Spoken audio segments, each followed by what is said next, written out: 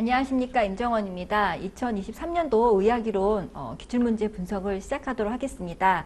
먼저 그 시험에 대한 간략한 총평을 말씀드리면, 이제 우리가 2014년도부터 의학이론이 이제 2차로 접어들면서 주관식으로 출제가 되었는데, 가장 기출문제를 많이 이제 반영했고, 문제가 가장 심플하고, 그래서 이제 난이도가 조금 이제 낮은, 어느 해보다 낮은 해가 아닌가 싶고요. 그러다 보니까 간략한 답을 쓰고, 이 점수가 딱딱 떨어지게 문제를 냈기 때문에 어느 정도 본인의 답안을 보고 점수를 좀 예측이 가능한 시기라고 생각을 할 수가 있고요. 그러다 보니까 뭐 점수를 후하게 주던가 뭐 작게 주던가 이런 변수도 사실 없을 것으로 생각이 됩니다. 그래서 오늘 이 각 문제의 배점에 따라서 내가 어떻게 점수가 나올지 조금 예상해보는 시간이 될 수 있을 것 같습니다. 1번 문제를 보도록 하겠습니다. 요거는 이제 그 기출로는 나온 적이 없는 문제예요. 우리가 반월상 연골의 이제 손상에 대해서 많이 이제 기출에서 다뤘습니다. 반월상 연골 손상의 어떤 증상, 검사 방법, 뭐 이런 진단 방법 있잖아요. 이런 것에 대해서 기출로 굉장히 많이 나왔었는데, 그러다 보니까 우리가 이제 이런 부분 위주로 좀 준비를 했었고, 주관식으로는 이제 슬레장증의 어떤 유형으로 반월상 연골 손상이 이제 답안에 포함이 되었었죠. 근데 이제 올해는 반월상 연골의 어떤 기능을 묻는 문제가 나왔는데, 사실은 이제 반월상 연골 손상으로 인해서 나타나는 증상을 생각한다면 그 기능을 어느 정도 좀 유출을 할 수 있지 않을까 생각을 합니다.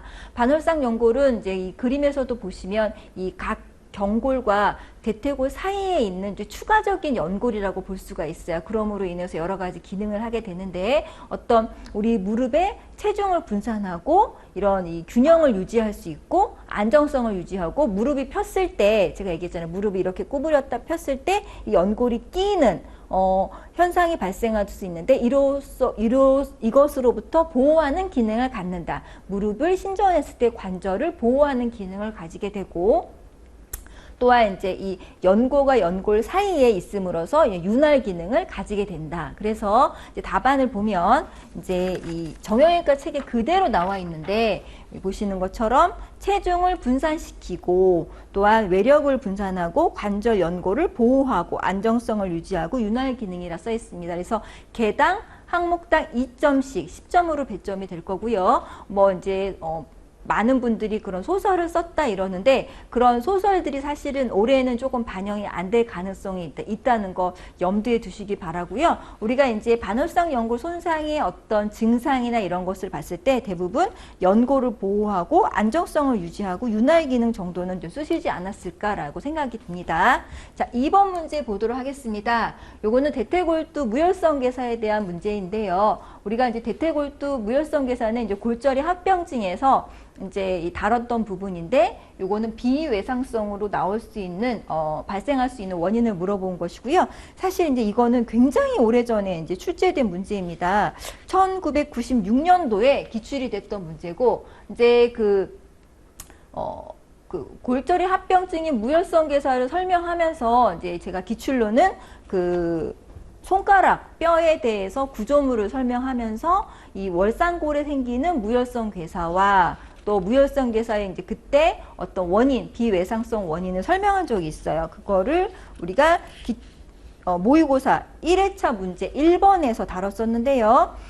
그리고 제가 항상 이제 3번과 연관돼서 이제 설명을 드렸을 때, 이제 이 스테로이드의 과도한 사용으로 인해서 대퇴골의 무혈성, 대퇴골두의 무혈성 괴사가 발생해서 인공관절 치환수를 한 경우에는 이 재해로 인해서 이제 장애를 인정받을 수 있다. 이 분쟁 조정내가 있다라는 말을 여러 번 했단 말이에요. 그러면 이거를 혹시 내가 잘 몰라도 이 스테로이드라는 것이 가장 과용이 이 대퇴골두 무혈성 괴사의 가장 직접적인 원인이 될 수 있겠구나라는 것에 좀 힌트를 얻어서 문제를 좀 해결하실 수 있었지 않았을까 싶고요. 사실 이거는 제가 이제 여러 번 설명했었을 때 이제 가수 이제 로커 김경호 얘기를 많이 했었어요. 아마 올해는 그거를 이제 써먹지 않은 것 같았는데, 이제 로커 김경호 집에 가면 냉장고를 열었을 때 술밖에 없다. 그래서 이 김경호가 이제 그 기사에 희귀병에 걸렸다라고 났었는데, 알고 봤더니 무혈성 괴사더라. 대퇴골두 무혈성 괴사더라 해서 김경호는 대퇴골두 무혈성 괴사에 걸릴 수밖에 없는 운명이었다. 왜? 무혈성 괴사의 위험 요인이 남자, 그리고 알코올, 그리고 술 먹을 때 안주 많이 먹으니까 고지혈증 생긴다. 이런 얘기를 이제 우스갯소리를 했었단 말이에요. 그래서 그런 기억들을 잘 짜집기 하셨다면 비교적 이제 좋은 답안을 쓸 수 있었지 않았을까 싶은데요. 아무튼 이제 그 대퇴골두 무혈성 괴사를 생기는 가장 중요한 원인들을 조금 기술을 하면 앞서 말씀드렸듯이 이제 스테로이드의 과도한 사용으로 인해서 발생하는 것이 많습니다. 그래서 이로 인한 스테로이드를 과도하게 투약하는 병들이 무엇이 있는지를 알면 쓸 수 있어요. 스테로이드를 과도하게 쓰면 발생하는 질병 쿠신 증후군 우리 배웠단 말이에요. 그리고 스테로이드를 많이 먹을 수밖에 없는 질병, 전신성 홍반성 낭창, 벽구, 필요하면 류마티스 관절염도 있을 수 있고요. 그 밖에 이제 그 신장 이식을 하면 이런 스테로이드를 장기 이식을 하면 스테로이드를 복용을 하게 됩니다. 왜냐 항면역 작용을 위해서 해서 장기 이식을 하면 스테로이드를 과도하게 써서 이러한 질병이 생길 수가 있고요. 그리고 이 대퇴골 무혈성 괴사는 기전을 설명을 드리면 이 혈행의 공급이 이 여기 뇌회선 동맥에서만 이루어지고 다른 순환이 많지 않아서 얘네들이 손상이 되면 대퇴골두의 어떤 혈행의 부족으로 허혈 증상이 일어나는데 이 허혈 증상을 유발하는 중요한 요인이 지방 색전, 그러니까 색전 물질에 의해서 생기게 된다. 그래서 이런 색전을 일으킬 수 있는 상황들이 또한 대퇴골 무혈성 괴사의 원인이 될 수 있다. 그래서 뭐 이런 부분은 제가 깊게 설명하지 않았지만 잠수병이 있고요. 그 밖에 고셔병이라고 해가지고 유전질환인데 이런 것도 그 무혈성 괴사를 일으킬 수가 있고 아까 얘기했던 음주, 과도한 음주, 그리고 젊은 남자, 그리고 고지혈증. 왜냐면 아까 얘기한 색전을 일으킬 수 있는 가능성이 높기 때문에 이런 것도 있고 그 밖에 정형외과 책에 이제 설명된 것들이 뭐 방사선 조사를 했다던가 뭐 전이성 악성 종양이라던가 뭐 염증성 장질환, 통풍, 만성 간질환, 뭐 신장질환, 독성 화학 약품 이런 것도 있고요. 당뇨를 쓰신 분들이 있는데 이제 정형외과 책에 이제 이 내분비 질환이라고만 표현이 되어 있어서 이거를 점수를 줄지 말지는 잘 모르겠어요. 그리고 이제 흡연 등이 있습니다. 그래서 이 점수의 배점을 보면 5개를 기술하라고 되어 있습니다. 그래서 여기서 이렇게 많은 것 중에서 5개를 쓰면 개당 2점씩 시점이 되고요. 아닌 것을 썼다. 요면 틀린 답을 쓰면 틀리게 하지는 않을 것으로 생각이 듭니다. 그래서 내가 생각나는 거 다 썼는데 그 중에 5개가 맞으면 아마 맞게 해주지 않을까 이런 생각이 좀 드는 문제 중에 하나입니다. 그래서 요거는 우리가 그 모의고사 1회차 문제에 보면 설명이 되어 있기 때문에 좀 모의고사를 그 해설을 좀 열심히 보시고 강의 그 해설 강의를 좀 들으신 분들은 좀 쓰시지 않았을까 생각이 드는 문제 중에 하나입니다.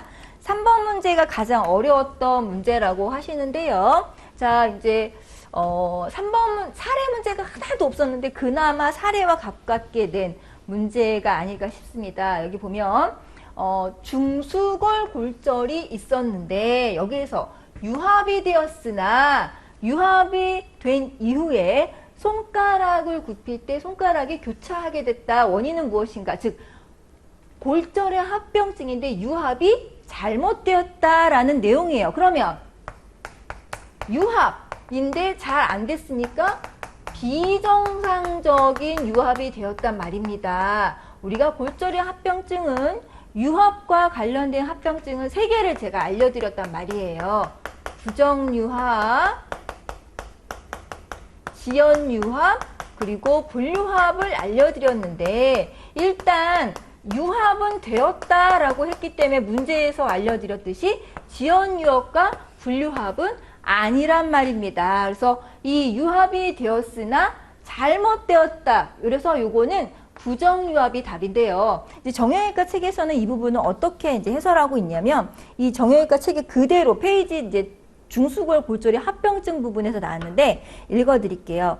중수골 골절의 합병증으로는 강직, 부정유압, 분류압, 건유착, 파열, 감염, 내재근 기능저하, 골수염 등이 발생할 수 있다.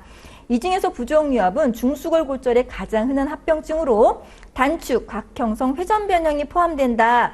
회전변형은 나선 또는 나선골절에서 흔히 발생하고 수지를 굴곡하면 골절된 수지가 인접수위 위로 겹쳐지게 된다라고 해설이 되어 있는데 이거를 문제에서 손가락을 구부리면 교차하게 된다는 말로 표현한 거죠. 그래서 답은 부정유압으로 인한 회전변형인데 사실은 이 부정유압으로 인해서 나타나는 현상이라 부정유압도 맞습니다. 그래서 우리가 이 손가락에 대한 문제는 많이 이제 나올 거라고 생각을 했었어요. 왜냐하면 이 작년에 이제 발에 대한 발 골절의 합병증에 대한 문제가 2문제나 나왔고 이 손에 대한 문제가 계속 이제 나올 것 같다라고 얘기를 해서 우리가 손가락의 부위에 대한 어떤 그 명칭, 어떤 차트 표기법도 공부를 했고요. 수근골 골절에 대해서 어떤 합병증도 공부를 했고 우리가 그리고 실전 모의고사 1회차 그러니까 실전 모의고사 마지막 문제에서 우리가 중수골 골절의 합병증에 대해서 다루었기 때문에 그러니까 마지막 이 실전 모의고사 문제를 풀어보고 해설지를 보셨던 분들이라면 잘 머리를 이제 조금만 이제 생각을 하시면 쓰실 수 있는 문제가 아니었을까 생각을 하고요. 요거는 뭐 내재근의 기능 이상 뭐 이런 것들 다 틀렸고요. 딱 떨어지는다. 부정유압이나 부정유압으로 인한 회전 변형 이렇게 딱 쓰셨어야 이 시점을 맞지 않았을까 생각을 합니다. 4번 문제 보도록 하겠습니다. 요거는 우리가 이것도 여러 가지 뭐가 맞냐 틀리냐 많이 물어보셨던 이제 내용인데요. 그러니까 올해 시험은 이제 의학이나 3본 모두 문제를 읽어보면 문제에서 답을 유추할 수 있는 문제가 사실은 대부분이에요. 아까도 이제 이 부정유압에 대한 내용도 그렇게 이제 풀어갔으면 부정유압을 우리가 남겨서 풀 수 있었던 문제고요. 이 문제도 이제 읽어보면 골절 치유에 영향을 미치는 치유인자에 대해서 설명하십시오 라고 했단 말이에요. 그래서 즉 골절의 치유를 영향을 미치는 이거 자체가 치유인자예요. 그래서 골절의 치유인자를 쓰라는 내용인데 이걸 보면 설명하십시오 라고 되어 있단 말이에요. 그러면 골절의 치유인자가 무엇인가를 쓰는 게 아니라 골절의 치유인자에 대해서 이것이 어떻게 골절의 치유에 영향을 미치는지 설명을 해야 된다는 거예요. 아까랑 약간 문제가 다른 게 아까는 무엇인가, 뭐 쓰시오, 몇 개는 뭐 이렇게 물어봤는데 이거는 유일하게 설명하십시오 라고 했기 때문에 우리가 골절의 치유에 영향을 미치는 인자는 여러 가지 배웠단 말이에요. 손상인자부터 시작해서 이제 환자 요인, 전신인자와 국소인자 그리고 치료인자를 배웠는데 이거를 그냥 쓰는 게 아니라 이 손상인자는 골절의 치유에 더디게 한다. 이 치료인자는 골절의 치유에 긍정적인 영향을 미친다. 이렇게 설명을 해주라는 얘기입니다. 그래서 이게 이제 10개가 되니까 예를 들어서 이제 설명을 하면 나이가 어릴수록 골절의 치유가 잘 된다. 뭐 이제 폐쇄성 골절은 개방성 골절보다 골절의 유합이 잘 된다. 이런 식으로 이제 설명을 10가지를 하는 것이고요. 아마 제 생각에는 이제 그냥 나열해서 쓴 경우에는 이제 점수의 이제 어떤 평균에 따라서 부분 점수 0.5점을 주거나 뭐 그렇게 할 것 같아요. 제 생각은 그러합니다. 그래서 이 문제의 정확한 답은 설명하는 것이고, 이제 뭐 10가지 여러분들이 알아서 이제 우리가 많이 연습했기 때문에 쓰실 수 있지 않을까 생각하고, 제가 이 골절의 치유에 영향을 미치는 손상인자를 계속 강조를 했기 때문에 손상인자에 대한 부분은 제가 이제 뭐 모의고사나 파이널 리뷰에서도 다뤘던 문제라 아마 이제 이 설명까지는 아니지만 그 항목은 다 쓰시지 않았을까라고 생각을 합니다. 자, 그리고 이제 5번 문제 보면 가장 쉬운 구획증후군에 대한 증상에 대한 문제인데 아마 이패스 의학이론을 들었던 분들이라면 동창이 마마무를 모르시는 분이 없을 거예요. 우리 학원에 이제 전매특허 동창이 마마무 모르면 나는 멍청이 해가지고 기본 이론부터 쭉 하셨기 때문에 그냥 동창이 마마무라고 쓰시는 그런 아주 실수를 범하지 않는 한은 다 모두 쓰시지 않았을까 싶고요. 이것도 또한 2010년 기출문제, 2017년 기출문제에서도 다뤘고 또한 그 객관식으로도 수없이 다뤘던 내용이라 아마 모든 분들이 다 우리 이패스 의학이론을 들으셨던 분들은 좋은 답을 쓰시지 않았을까 생각합니다. 6번 문제 보도록 하겠습니다. 이 6번 문제도 우리가 모의고사 1회차 10번 문제에서도 다뤘고요. 파이널 리뷰 상해 28번에서도 냈던 문제가 그대로 나왔는데요. 골다공증성 골절의 호발부 2016년 의학이론 기출문제를 그대로 냈습니다. 그래서 골다공증성 골절의 호발부위 4군데이기 때문에 각 2.5점에서 10점이 될 거고요. 제가 척추, 대퇴, 경부, 요골, 원위부, 상완골 이렇게 이제 그 설명을 드렸고 아마 이제 요골이라고 쓰신 분들도 있으실 것 같은데 그거는 제가 뭐 2.5점이면 아주 이제 일부분의 점수를 주지 않을까 이렇게 생각을 합니다. 이것도 저희가 다뤘던 문제이기 때문에 다 잘 쓰시지 않았을까 생각을 하게 됩니다. 그리고 이제 이 대퇴 경부 같은 경우에는 이제 가정의학과 책에는 대퇴골이라고만 표현됐기 때문에 요거는 경부를 쓰지 않고 대퇴골 이렇게 쓰셔도 맞아요. 자, 그 다음 7번 문제 보도록 하겠습니다. 7번도 제가 이 그 모의고사에서 냈던 문제 그대로 나왔는데요. 우리 그 모의고사 여기 모의고사 4회차 문제 똑같이 냈고요. 요거 2008년 3번 기출문제가 그대로 나왔습니다. 제가 항상 얘기하지만 3번 기출로 나온 문제, 의학과 관련된 거는 무조건 나오기 때문에 반드시 숙지하라고 말씀을 드렸고 몇 가지 우리가 중점적으로 했던 거 중에서 이제 요게 죽상경화증의 위험인자가 나왔는데요. 이 죽상경화증은 이제 이 혈관에 찌꺼기가 끼는 질병이잖아요. 그래서 이 죽상경화증, 이 찌꺼기가 끼게 하는 위험 요인을 쓰는 거예요. 그래서 이 개당 2점씩 5점이 되고요. 제가 항상 얘기했지만 고3은 골칫덩어리에서 고혈당, 고혈압, 고지혈증 얘는 함께 돌아다닌다 했잖아요. 그래서 얘네들이 죽상경화증의 가장 대표적인 위험인자가 되는 거죠. 그러면 이 고혈당과 고혈압, 당뇨, 고지혈증 이거 3개는 무조건 쓰시고 그 밖에 뭐 남자, 흡연 이런 것도 여러분들이 비만 잘 쓰셨을 것으로 생각이 되는 이것도 아주 쉬운 문제 중에 하나라고 생각됩니다. 자, 8번 문제도 이제 대사증후군에 대한 문제인데 사실 이제 요즘에 이제 우리가 의학적으로 대사증후군이라는 질병은 많이 다루지 않고 이제 이렇게 흔한 질병은 아닙니다만 이 대사증후군이 이제 예전에 대사증후군이 예전에 기출문제로 2번이나 나왔단 말이에요. 2007년, 2013년도 3번 기출문제로 나와서 그러니까 거의 대부분의 기출문제를 내고 난이도를 조절하고자 이 문제를 낸 것 같습니다. 그래서 사실 이 문제는 좋은 이제 그런 의학이론과 관련된 좋은 문제인지는 퀘스천인데 아무튼 이 문제가 나왔고 이 문제는 우리가 파이널 리뷰에서도 제가 썼고요. 단기집중 모의고사 2회차 9번 문제에서도 그대로 냈습니다. 근데 사실은 이제 기존에는 정확한 이제 진단 기준까지 쓰는 것은 나오지 않았고 구성 항목만 나왔거든요. 근데 이제 올해는 진단, 각 항목별 진단 기준까지 냈단 말이에요. 그래서 먼저 1번, 각 구성 요소 5가지를 보면 이제 이 비만과 관련된 복부, 허리 둘레와 그리고 고혈압, 고혈당, 그리고 고지혈증이 아니라 고지혈증은 틀린 말이에요. 정확하게 고중성 지방 혈증 그리고 저 HDL 콜레스테롤 혈증인데 이 구성 항목을 허리둘레, 혈압, 혈당, 중성지방, HDL, 콜레스테롤 이렇게 쓰셔도 됩니다. 그래서 답안에는 제가 모범 답안에는 이렇게 썼고요. 그리고 진단 기준을 보면 여기 허리둘레 남자 90cm 이상, 여자 85cm 이상인데 인치를 쓰셔도 됩니다. 남자 33, 여자 35 이렇게 쓰셔도 되고요.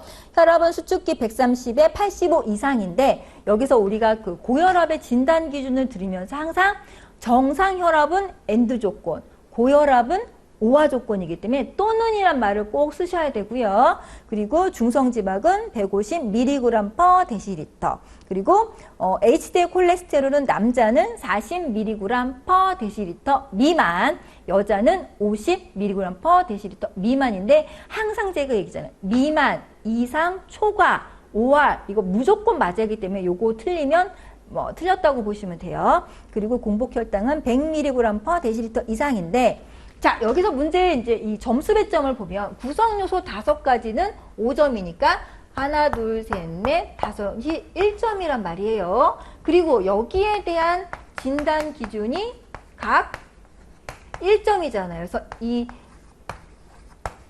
5가지의 진단 기준에서 단위나 뭐 초과, 미만 이런 게 이제 틀렸다고 봤을 때 이거는 틀린 게 되잖아요. 그래서 사실은 여러분들이 단위를 모조리 틀리거나 그러시진 않았을 겁니다. 그래서 여기서까지는 점수는 많지는 않을 걸로 생각이 돼요. 그래서 이 구성 요소 5점 맞고 요거 단위 틀렸다 그러면 한 2점 요렇게까지는, 그러니까 점수 자체의 배점이 이제 이렇게 디테일하게 있기 때문에 대부분 좀 괜찮은 점수를 받지 않았을까 생각이 듭니다. 자, 9번 문제 보도록 하겠습니다. 이것도 제가 모의고사 때 동일하게 냈던 문제고요. 파이널 리뷰에서 썼는데 요거는 제가 모의고사 때 답안을 세극 동으로 썼는데 세극 등이 맞다 정정을 해드렸잖아요. 그래서 요거는 대부분 또 이패스 의학이론을 들었던 학생분들은 다 쓰셨을 것으로 생각을 두고요. 문제를 보면 문제가 이제 2가지인데요. 백내장의 종류를 열거하고 그리고 검사 방법을 쓰는데 이게 5점이란 말이에요. 그러면 백내장의 종류가 여러 가지가 있는데 우리 백내장의 종류는 원인에 따라서 분류합니다. 외상성, 노인성 백내장, 어떤 질병이 합병으로 일어나는 합병 백내장, 당뇨성 백내장, 그리고 외상성 백내장, 후발성 백내장 이런 것들이 여러 가지 중에서 이 점수를 어떻게 배점할지는 모르겠지만 일단 이 검사 방법은 아마 제 생각에는 3점이나 이 정도 주지 않을까 싶고요. 이 2개 합해서 5점이기 때문에 크게 점수의 어떤 당락을 유지할 정도의 그런 큰 문제는 아닌 것 같습니다. 그래서 이 검사는 세극등 검사가 맞고요. 그리고 제가 항상 또 얘기하지만 이 의학이론은 현재 이슈되는 담보, 이 보험회사에 이슈되는 담보와 연관지어서 반드시 나온다는 얘기를 했는데 사실은 올해는 그런 문제가 저 백내장 문제 하나밖에 없었어요. 그래서 우리 보험회사에서 뭔가 막 그 문제가 되고 있는 것들을 이제 반영했던 그런 트렌드를 봤을 때 굉장히 또 이런 부분은 아쉬운 이제 시험 문제가 아닌가 생각이 됩니다. 자, 10번 문제 보도록 하겠습니다. 이것도 COPD에 대한 이제 내용인데요. 우리가 COPD에 대한 내용은 모의고사나 파이널 리뷰에서 BOD 인덱스 이 COPD의 어떤 예후에 관련된 부분을 연습하면서 이 COPD에 대해서 많이 이제 공부를 했단 말이에요. 그래서 만성적인 기도의 폐쇄골로 인해서 나타나는 기침, 호흡곤란, 가래를 주로 일으키는 질병이다. 그래서 이 주요 증상은 대부분 쓰시지 않았을까 생각을 하고요. 우리가 BOD 인덱스에서 이 기준 중에 하나인 이 기도의 obstruction은 이 1초간 노력성 호기량이 정상 대비 얼마나 떨어졌는가를 보면서 우리가 이제 한다. 그래서 1초간 노력성 호기량이 0.7 미만이면 어떤 기도에 폐쇄가 있다라고 진단할 수 있다. 이런 부분 우리가 기본적으로 모의고사나 파이널 리뷰를 통해서 이제 공부했기 때문에 이것도 대부분이 쓰시지 않았을까 생각을 하고요. 그래서 여기서 보면 3대 주요 증상이 5점, 그리고 1초간 노력성 호기량에 대한 점수는 5점에서 10점이 되고요.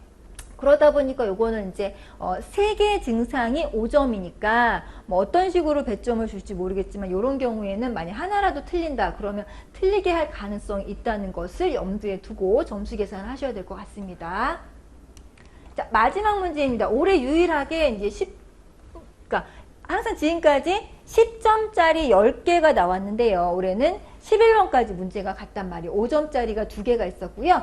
마지막 문제가 유방암의 고위험군에 대한 문제인데 제가 여러 번 유방암에 대한 문제는 나올 거다라고 말씀을 드렸습니다. 그래서 다양한 뭐 모의고사나 파이널 리뷰 뭐 여러 가지 통해서 유방암의 수술법이라던가 치료 그리고 위험인자를 설명을 드리면서 위험인자는 에스트로겐에 많이 노출되는 사람이 유방암에 걸린다 이 얘기 수도 없이 했기 때문에 이 문제 보고 굉장히 반갑지 않았을까 생각을 하고요.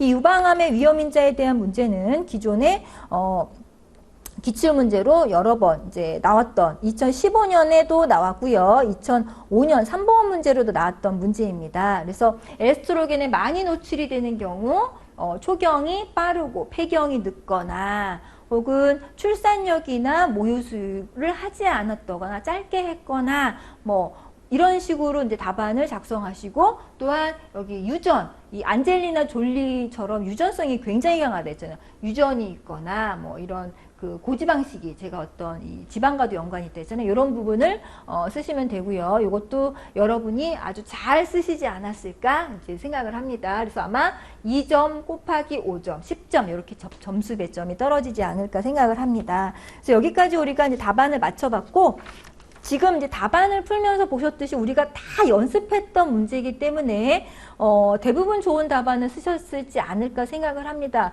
시험 후기나 이런 것들을 모니터링 해봐도 다 쉬웠다라고 생각을 하시는데 얼마나 공부를 정석대로 하셨는가 그렇지 않는가에 따라서 답안 작성의 충실도 여부에 따라서 점수가 달라질 것으로 생각하고 앞서 보시는 것처럼 점수 배점이 비교적 명쾌하게 문제에 써 있기 때문에 하나가 틀리면 뭐 이제 어떤 이거는 맞게 해줄까 여지없이 다 아마 틀리게 할 거예요. 그래서 본인들이 생각하시는 점수를 어느 정도 좀 예상이 가능하지 않을까 생각하고요. 작년을 기준으로 봤을 때 합격선에 계셨던 분들은 의학이 60점대 한 63점 초반 이상이면 대부분 합격하셨는데 올해는 제가 생각하기에 70점 이하는 조금 합격이 좀 어렵지 않을까 생각을 하고 우리가 이제 전반적으로 평균 점수가 올라가기 때문에 좀 더 높은 점수를 받아야 하지 않을까 생각을 합니다. 그래서 이상으로 이제 기출 문제 분석 풀이를 마치고요. 다들 좋은 결과 있으시길 바라고 다시 한번 한 해 동안 제 강의 함께 열심히 재밌게 들어주셔서 너무너무 감사드립니다. 그동안 수고하셨습니다.